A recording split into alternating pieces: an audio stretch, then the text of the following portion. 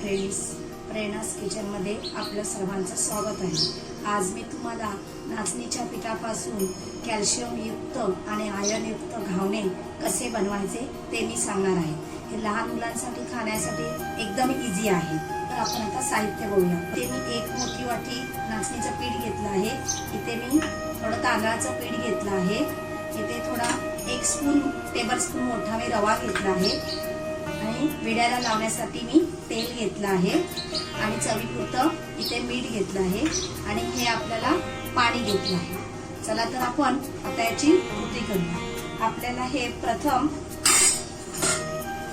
हे पीठ आहे ते थोडं मिक्स करून घ्यायचं आहे। त्यात पाणी टाकायचं आणि त्याच्या गुठळ्या हळूहळू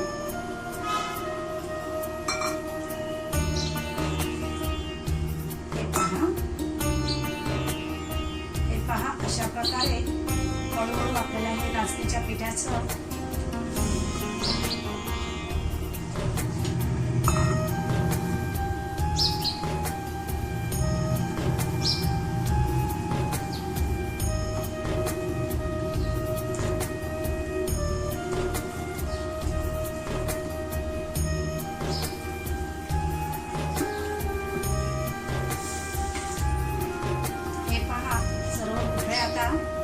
ह्या मोडलेल्या आहेत। आता मी त्यामध्ये थोडं तांदळाचं पीठ ऍड करणार आहे। तांदळाच्या पिठाने कसा कुरकुरीतपणा येतो। आणि हा 1 टेबलस्पून रवा आहे तो पण मी ऍड करणार आहे। आपल्याला छानपैकी ढवळून घ्यायचं जेणेकरून ह्याच्यात गोळ्या राहणार नाही। पहा आपलं पीठ आता तापलेलं आहे, त्याला मी आता तेल लावून घेणार आहे।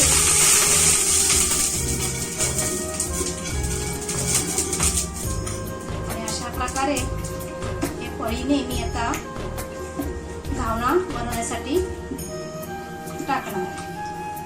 हे पहा छानपैकी घावणे बनतात। त्याचे जाळीदार मस्त छान घावणे झाले। त्याच्यावर मी आता एक झाकण ठेवणार आहे।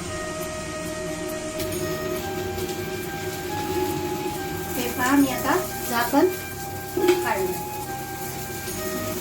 हे पहा कसं साईडने त्याच्या कडा अशा सुटल्या की आपण घावना बिड्यावरून काढायचा। हे बघा घावना अजिबात तुटत नाही। हे बघा आरामात करायचं। असा छानपैकी जाळीदार घावना तयार झाला आहे।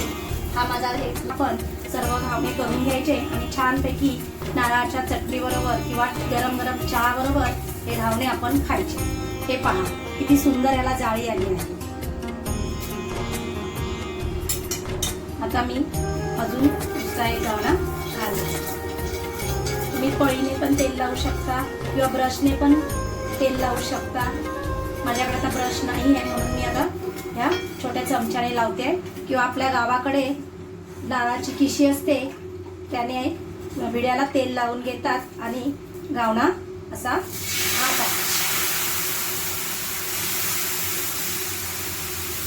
त्याच्यावर 2-3 सेकंदासाठी फक्त झाकण ठेवायचं आहे आपल्याला। झाकण आता काढणार आहे।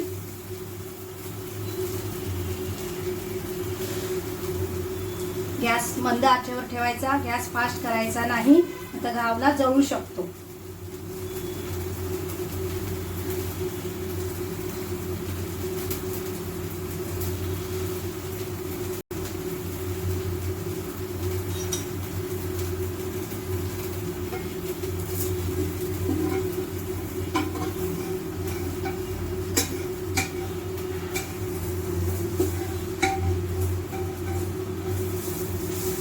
हा पहा घावना तयार झालेला आहे। असा जाळीच्या एका भांड्यावर तो आपण काढायचा आहे। आपले सुंदर नाचणीचे घावणे तयार झालेले आहेत। हे घावणे आपण काळ्या वाटाण्याच्या उसळ किंवा पिवळी बटाट्याची भाजी किंवा चहा बरोबर किंवा छानपैकी ग्रीन चटणी बरोबर आपण हे घावणे खाऊ शकता। पण मी इथे काळ्या वाटाण्याची उसळ केलेली आहे। घावणे नाचणीचे छानपैकी झालेले आहेत। आणि ही चहा ह्याच्याबरोबर पण गरम गरम घावणे खाऊ शकता. पहा किती एकदम पातळ सुंदर असे घावणे झालेले आहेत. असे जरी चुरगळले तरी ते चिकटत नाही. बघा पूर्ण पूर्ववत होतात. तर असे छानपैकी घावणे तयार झालेले आहेत. या मग घावणे खायला.